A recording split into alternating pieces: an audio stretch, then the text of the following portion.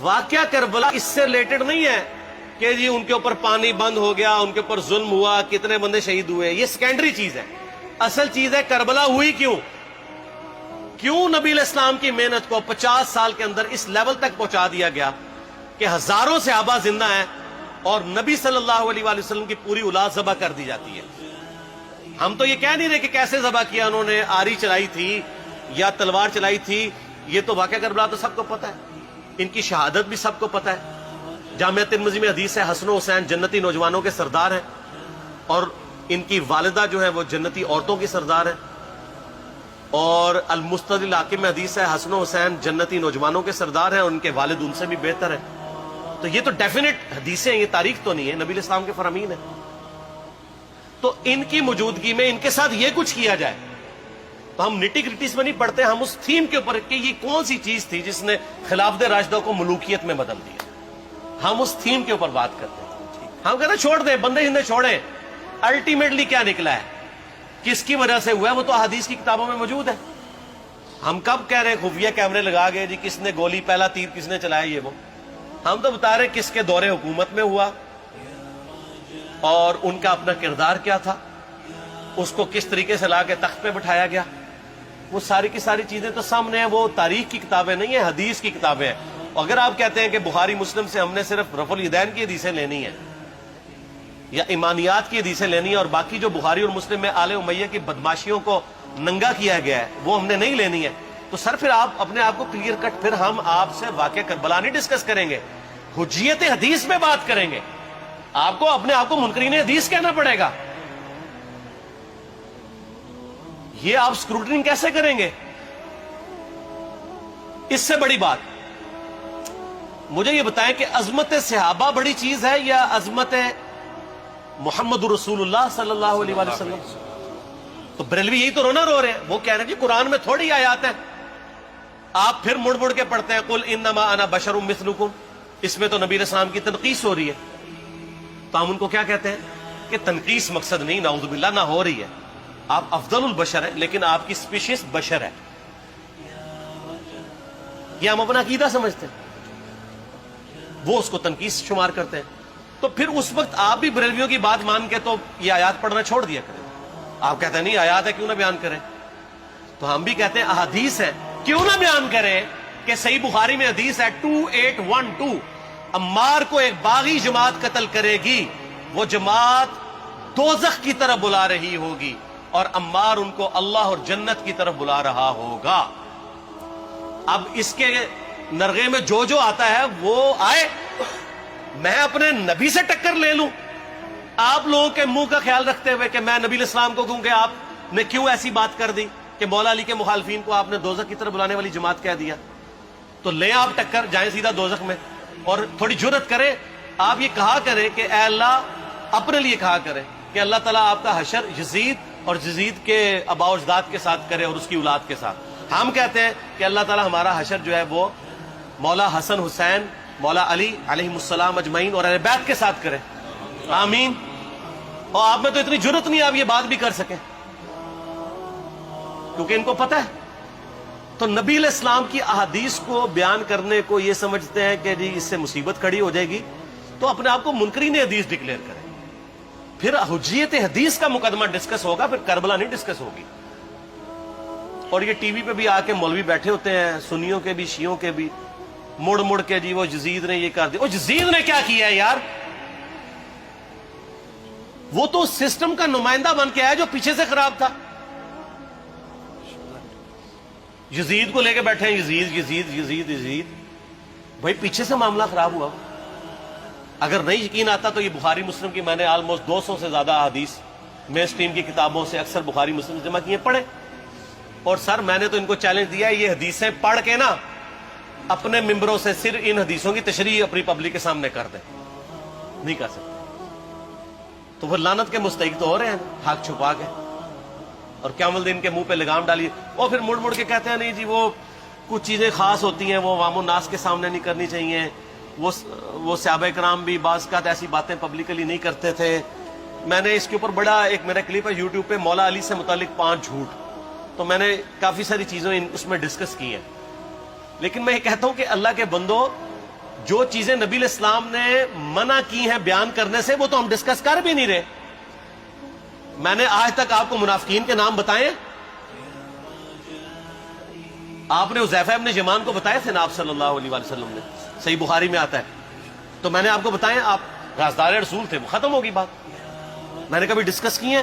اگرچہ میں نے صحیح مسلم کی حدیث 7035 نمبر ڈسکس کی ہے کہ نبی علیہ السلام نے فرمایا میرے صحابہ میں 12 منافق ہیں، وہ کبھی بھی جنت میں داخل نہیں ہوں گے یہاں تک کہ سوئی کی ناکے سے اونٹ نہ گزر جائے، اور ان میں سے 8 ایسا ہے جس کی کمر پہ دوبیلا پھوڑا نکلے گا. میں نے آج تک آپ کو بتایا کہ کس کس کی کمر پہ دوبیلا پھوڑا نکلا اور اس کی موت اسی پھوڑے میں ہوئی ہے؟ بتایا؟ تو میں تو وہ چیزیں ڈسکس بھی نہیں کر رہا، میں وہ چیزیں ڈسکس کر رہا ہوں جو نبی علیہ السلام نے علامات النبوہ میں بتائی ہیں. یہ امام بخاری حدیث نبوت کی دلیل کے چیپٹر میں لے کے آئے ہیں، اور امام بہقی نے 3500 احادیث پر مشتمل ایک کتاب لکھی ہے دلائل النبوہ، کہ ہم نبی صلی اللہ علیہ وسلم کو نبی کیوں مانتے ہیں، اس کے اوپر. اور اس میں یہ ساری حدیثیں عمار بن یاسر کے قتل والی لے کے آئے ہیں، بتانے کے لیے کہ دیکھیں ہمارے نبی علیہ السلام کی نبوت کی دلیل ہے کہ آپ نے اپنی وفات کے آلموسٹ 30 سال کے بعد ہونے والے واقعے کو پہلے ہی بتا دیا. یہ حدیثیں چھپانے والی نہیں، بیان کرنے والی ہیں، علامات النبوہ کی حدیثیں. آپ کہتے ہیں چھپائیں. اگر کوئی حدیث دنیا میں نہیں چھپائی جا سکتی نا تو علامات النبوہ والی حدیث ہے، کیونکہ وہ تو نبی صلی اللہ علیہ وسلم کی نبوت کو جسٹیفائی کرتی ہے. ورنہ میرا ایک معصومانہ سوال ہے کہ نبی صلی اللہ علیہ وسلم نے یہ باتیں کر کے ان کے زوم میں نعوذ باللہ امت کو مصیبت میں ڈال دیا. آپ نے خود ہی فرمایا کہ یہ ہوگا. کیوں فرمایا آپ نے؟ میں تو بیان کر کے مجرم ہوں. تو جس نے مجھے خبر دی ہے ان کے بارے میں آپ کا کیا خیال ہے؟ یہ مسند احمد کی حدیث یہ میں نے گھر بیٹھ کے بنائی ہے کہ میری بیوی کا کیا حال ہوگا جس پہ خوف کے کتے بھونکیں گے. تو سیدہ عائشہ سے مجھ سے زیادہ نبی علیہ السلام کو محبت تھی، لیکن آپ اللہ کے پیغمبر تھے، آپ نے اپنے گھر کی خبر بھی نہیں چھپائی، بتا دی کہ یہ ہوگا. اور اس سے بڑھ کے آپ صحیح بخاری میں دیکھیں عمار ابن یاسر کا خطبہ ہے. میں نے یہ سارا، پریشان نہیں ہونا، یہ ریسرچ پیپر میں سارا کچھ موجود ہے اور کوئی چیز بھی ایسی نہیں جو اس میں سکپ ہو. صحیح بخاری میں خطبہ ہے کہ عمار ابن یاسر کو مولا علی نے بھیجا کوفے میں. کوفے والے نیوٹرل ہو گئے تھے کیونکہ بصرہ سے سیدہ عائشہ آ رہی تھی اور وہاں پہ انہوں نے کہا نہ ہم سیدہ عائشہ کا ساتھ دیں گے نہ مولا علی کا دیں گے. تو عمار ابن یاسر کو تیار کرنے کے لیے، یعنی وہاں کے جو عوام تھی اس قتال کے لیے، مولا علی نے بھیجا. تو سیدنا عمار ابن یاسر نے وہاں پہ کوفے کے ممبر پہ خطبہ دیا. بخاری کے الفاظ ہیں، اوپر والی سیڑھی پہ عمار ابن یاسر نے حسن ابن علی کو بٹھایا، حالانکہ حسن ابن علی سے 4 گنا بڑی عمر تھی عمار ابن یاسر کی، 90 پلس ہو چکے ہوئے تھے، 3-4 گنا ان کی عمر تھی. لیکن اہل بیت کا احترام کیا. خود نچلی سیڑھی پہ بیٹھے. بخاری کے الفاظ ہیں کہ اے لوگو اللہ نے تمہیں آزمایا ہے، ایک طرف دنیا اور آخرت میں تمہارے نبی کی بیوی ہے سیدہ عائشہ، دنیا اور آخرت میں، یعنی عزت اپنی جگہ قائم. یہاں لوگ سمجھتے ہیں کسی کی غلطی آ گئی تو پتہ نہیں کیا ہو گیا. وہ یار اس کا مرتبہ اپنی جگہ ہے، غلطی اپنی جگہ ہے، پیغمبر نہیں ہے وہ. اور دوسری طرف علی ابن ابی طالب ہے. اللہ اب دیکھے گا تم عائشہ کی اطاعت کرتے ہو یا اللہ کی. علی کی نہیں، اللہ کی. کیوں؟ یا ایھا الذین آمنوا اطیعوا اللہ واطیعوا الرسول واولی الامر منکم. ان کا اولو الامر مولا علی ہیں، ان کی اطاعت واجب ہے. یہ اللہ نے آزمایا ہے کہ اللہ کی اطاعت کرتے ہو یا عائشہ کی. اور آپ حیران ہوں گے یہ حدیث امام بخاری حضرت عائشہ کی فضیلت والے چیپٹر میں لے کے آئے ہیں. اگر امام بخاری مشورہ کر لیتے نا ناسبیوں سے تو انہوں نے کہا تھا سر آخری صحیح رکھو، پچھلے والا رہن دو، بلکہ پچھلے والا رکھو آخری والا رہن دو، کہ عائشہ دنیا اور آخرت میں. وہ حدیث گھڑنے کا میں آپ کو طریقہ بتاتا ہوں، کاٹ چھانٹ کرنے کا. وہ آدھی حدیثیں لکھتے ہیں نا، آدھی حدیث ایسے لکھتے ہیں امام بخاری کہ سیدہ عمار ابن یاسر نے خطبے کے دوران فرمایا کہ سیدہ عائشہ دنیا اور آخرت میں تمہارے نبی کی بیوی ہے، بس. لیکن امام بخاری نے پوری حدیث لی ہے، آگے وہ بھی ڈالا ہے کہ اللہ آزما رہا ہے کہ عائشہ کی اطاعت کرتے ہو یا اللہ کی، جیسے آپ کے علماء کر رہے ہیں۔ صحیح مسلم کی حدیث 6488 آدھی بیان کرتے ہیں سارے مولوی، بریلوی، دیوبندی، اہل حدیث، سب۔ میرے صحابہ کو برا مت کہو، اگر تم میں سے کسی نے احد پہاڑ کے برابر بھی سونا خیرات کر دیا اور میرے صحابہ نے ایک مد یعنی 600 گرام خیرات کی، آدھا کلو، اس کے آدھے کو بھی نہیں پہنچ سکتا بس۔ حالانکہ یہ مسلم کی حدیث سٹارٹ اس سے ہوتی ہے کہ عبد الرحمن بن عوف کو خالد بن ولید نے گالیاں دی جھگڑے کے دوران، حالانکہ دونوں مسلمان تھے، دونوں صحابی تھے۔ آپ نے حضرت خالد بن ولید کو بلا کے ڈانٹا، فرمایا تم میرے صحابہ کو برا مت کہو۔ تو خالد بن ولید نے تو آگے سے نہیں کہا حضور میں بھی صحابی ہوں۔